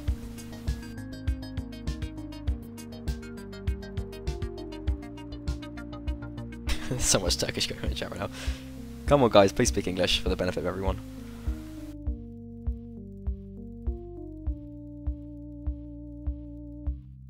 In fact, there's someone just asked if the Turks are getting beaten. Oh. Oh, okay. I put the wrong thing on the. Got the scores the wrong way around. Okay, yeah, that makes sense. Okay, there we go.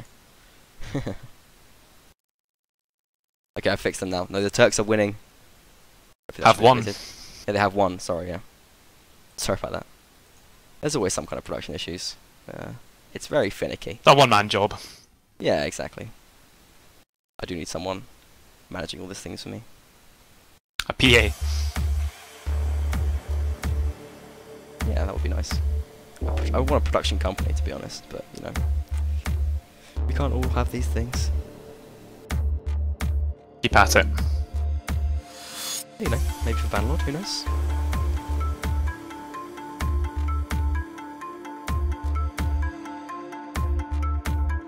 So yeah, very nice play from Turkey though. You got a lot of support in chat. And representing their national team. Great pride. So we're ready to go as well?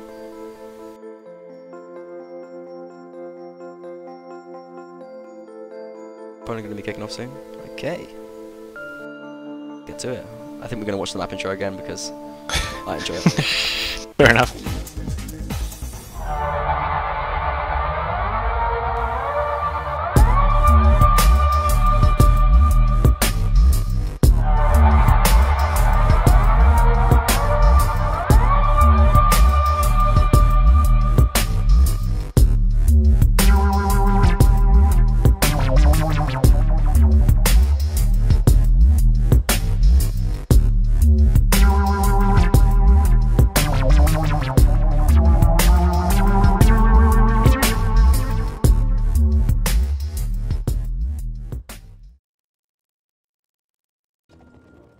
Okay, we are now live in the final set. Turkey have won the game. They are leading 8-3 against Poland. We're now playing out the last set for round difference purposes.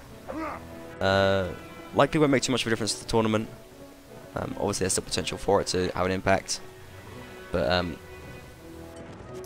if everything goes according to script, Turkey will be going through first in the group and Poland second. And we can say that in a very early stage, based on what we know about the teams, even after the third week. The groups are seeded, so there should be sort of the best team should be spread out through other groups,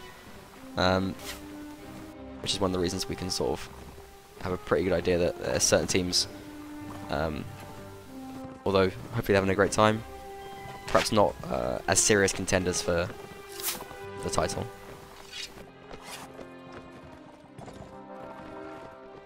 And Erskine coming in as well, so taking a bit of rotation. Menethil infantry. Yep. Mirror setups as well, yeah, from both sides. Poland not going so infantry heavy, making sure they have those two rangers.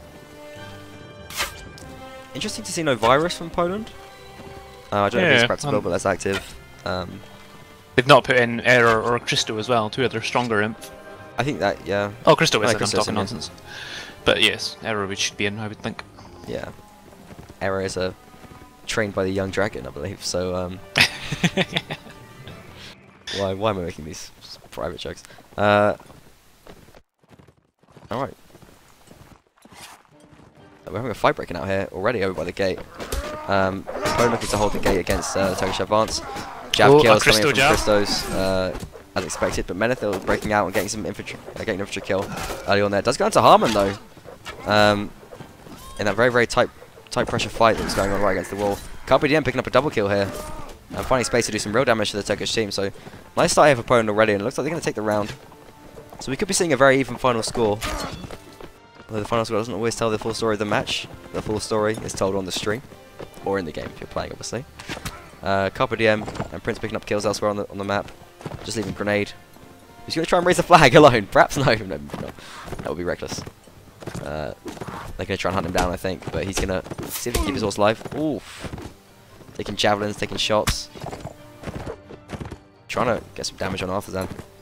I think the best thing he can do right now is just run away with his hedgehog and see if he can keep that alive for the next round. But Trebron is going to try and chase him down. It'd be nice if there was some way you could see whose javelins it wears, like different, like javelin skins. You can see how many were Christos. Oh, nice for Arthazan, catching him guard.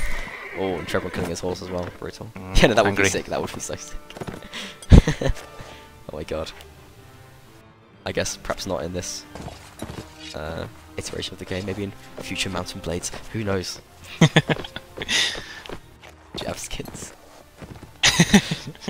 Like streaks up and down. You could make them more historical though, like you could have like kind of Celtic-y things along it. Yeah, no, I'm not talking about like bright pink. I'm talking about bright pink. Dragon flames. That sounds amazing.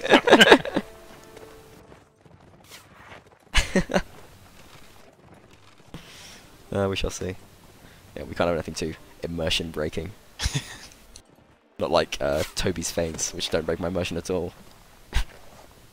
They do mine. Yeah, they break everyone's immersion. Perhaps we should be more consistent about what we judge to be immersion breaking. Or maybe not. Does the water in this trough break your immersion? That's what I want to know. Does that? Okay, we have a kill. Earthman taking presumably some kind of sniper on Arthazan. Picking up one of the cat, that's a really crucial kill as well. Just as he was turning, I think. You can sometimes get that shot. Yeah, so they expose themselves. Yeah, that's a nice kill for Turkey. And it'll be crucial if Turkey do take a round here as Swadia, because it will kind of show that they succeeded where Poland failed. I mean, obviously, I don't want to invalidate their win based on getting that draw, because obviously that was a very important round and they did very well to take it. But I mean, if they can take a round as Turkey here as Swadia, then that's going to show their dominance, I suppose. And they're doing very well for a starter. They've brought down 2 Turkish players so far. Polish players, sorry. Trebron does escape with his life after getting a little bit caught up in a Turkish infantry all-pike mess there. Toy's shield is absolutely full of javelins. This was Napoleon's horse, just riddled. And Sebek is finally going to go down there, getting overwhelmed. Turkey looking pretty strong here. 8 players to the 4 of Poland. Napoleon charging forward, unfazed by the breaking of his shield, going to try and take down Habrick. Christo gets 1 kill back against Menethil, but just Christo and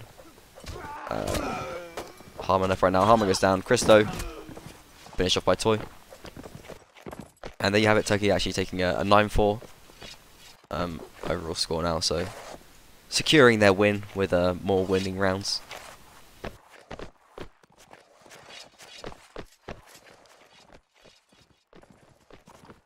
Still being quite aggressive, I think, with the imp. And I want to point out, Harmon was very confident going into this match, making big statements on the interview. I don't want to like try and humiliate him or anything, but sounds like you are a little bit. But you know, it's important for leaders to have belief in their teams. I fully get that, but I think Poland do have a bit of work to do. I mean, Turkey is an incredibly strong team. There's no shame in losing to them at all. But Poland talking like they wanted to win the tournament.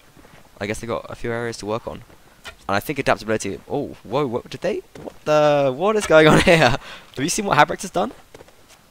Yeah. How is that possible? Did he jump on his teammate's back? I guess we got a glitch to fix on this map. You must have done, right? I don't know what Not sure. I don't know what the. I mean, you're a referee. What's the line on that? I think. I don't know. It's not a very clear map glitch. It's not like. Yeah, you can just jump up. I think we could block it off though, surely, right? Yeah. You can't, can you just jump up? I think you have to jump. I think you have to jump over your. You have to like piggyback your teammate. No, he just jumped. I don't know. He was doing it there. You just Oh, you jump get up on that slightly okay. higher bit and then jump up. Okay, there. I probably not glitched then, I guess. Interesting though. I mean, you could be very troll with it. There's no denying that. I mean, you could really be really annoying with that. Well, looks like what the plan is. Yeah. Kicking, yeah. Feeling pretty cool. Pretty cool face on Habrick as well. Very stretched Troll out. face. Yeah. Flag's going to spawn over in the central area. And we're going to see Turkey moving in from these two alleyways. Poland moving in from the bridge. You're probably going to need to send a few players around the side there to try and have a couple of approaches there. Napoleon getting the Warhorse. First time we've seen a Warhorse so far this game. That's why they haven't been getting dominated. Fight kicking off over in this small area. Menethil does get dominated by the opponent's infantry. Faramir comes in to help him out, but Menethil has gone down before he gets there, and Faramir now fighting a bit of an disadvantageous fight. In comes Arthur down with the couch lance, and Poland looking strong in this round. Sebek takes down Gary. Christopher brings down Faramir. Napoleon goes down. Christopher with a double kill. Take down Turtle as well, and well, there you have it. Poland, I think, going to take this round. Habrecht not able to make effective use of that glitchy spot. I just had a quick look at the rules, and there's no nothing I can see about explicitly being against map glitching either at the moment. Yeah, I mean, well, the thing is we modify the map, so any known glitches should be removed if you want to be not part of the tournament. So I guess maybe a decision will be made. If people aren't aware of that, perhaps the map will be modified. But yeah, Carpe Diem takes down Earthman. Just hunting down the remaining Turks on the map. Arthur has managed to lure himself a Warhorse as well, which is going to be helpful for Poland. Ooh. And yeah, Trebron finally able to finish off grenade there.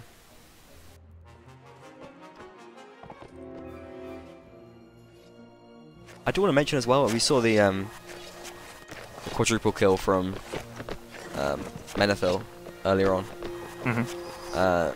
What that actually means is the display. It's a new feature on the streamer mod. You have to get those kills while always having a kill on the screen, which lasts 10 seconds. This is the fade out time for having a kill on the screen. So there can be a maximum of 10 seconds between each kill, and you manage to get 4 kills within less than 40 seconds, but you know, even less than that basically. So not only is that a huge, I mean that is just an absolutely insane achievement, but I mean even just to get 4 kills in a round, I mean you're taking down half of the enemy team. It's a massive feat, which is just going to basically win you the round no matter what. If you're getting 4 kills, your team has to just choke massively not to win that. Yeah, something goes wrong if you don't manage it from there. Seriously wrong. So just want to point out how much Menethil was flying in this game, and how effective he's been for his team. Turtle brings down Habrecht early on. There'd be no jump from him. Oh, double kill here from Turtle, actually, 2 headshots. Finding a nice spot on that cart. The triple headshot! Yeah, oh my god! I need a special display for a triple headshot, I think. We'll work that out later. Turkey, yeah, really stomping in this round. With massive play coming out from Turtle there. And yeah, a whitewash from Turkey. I think perhaps Poland a little bit broken at this point, but... Yeah, well, it's hard to read too much into the final rounds, but... Yeah, but very nice play, and a 10-5 overall win there for Turkey. And looking very strong for it. Very strong. Possibly the favourites for the tournament. I mean, Turkey-Germany is going to be a huge one. Who knows how it's going to play out. I'm very excited about it, though. We will see exactly. And we do go into the post-game now, so... We will try and contact some of the Turkish players for interview. Do stick around for that. There will be Turkish shout-outs if you are Turkish yourself. There is a good chance you may enjoy them.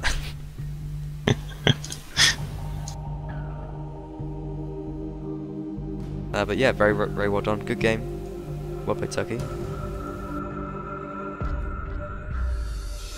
Commiserations to Poland.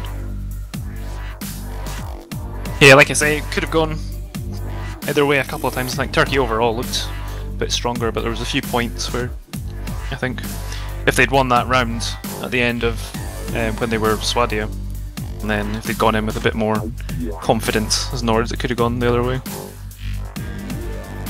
Yeah, I do think that the Poland had chances.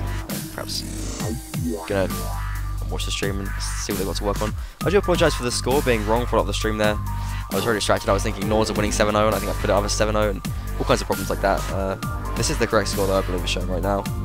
And, you know, it's been a while since I've been streaming regularly, so I'm just getting back into it. Hopefully you can forgive me. Just trying to arrange for an interview right now and see if anyone's going to come and speak to us. You can tweet in your questions. If you have any questions, even if they're in Turkish, you can tweet them in as well to me. Try and keep the chat in English, but you can tweet to me in Turkish, and I'll translate and ask those questions on the stream. At Captain Last, hashtag the Nation Cup 2015, and we'll see what you want to ask the Turkish players. Hopefully they will come and speak to us.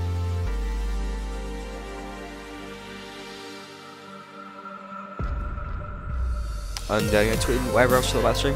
Please do follow as well. It's really very helpful if you follow the channel. I should have said this when we had more viewers, but do follow the channel. Follow me on Twitch as well. Follow OGL. Great guy. There's a lot of a bit of warband tweeting. It's always very good stuff. Thank you. To try. Try to make nice tweets.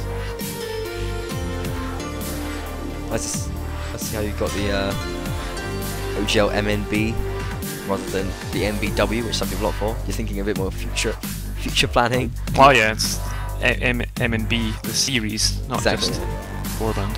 Don't want to time out. And obviously you are one of the best players in with Fire and Sword, I believe. Is that correct? No. I've not played Fire and Sword before. You never played it? No. Oh, shit. It's good fun. But yeah, it's the only player who's really been well regarded, I think, is Bloody Death, that came from with Fire and Sword, isn't it? Yeah, he is. He still plays tournaments with Fire and Sword, like he's. Oh, does he? Yeah.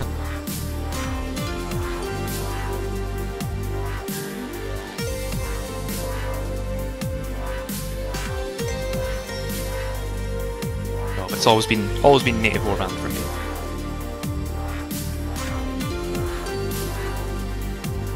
Yeah.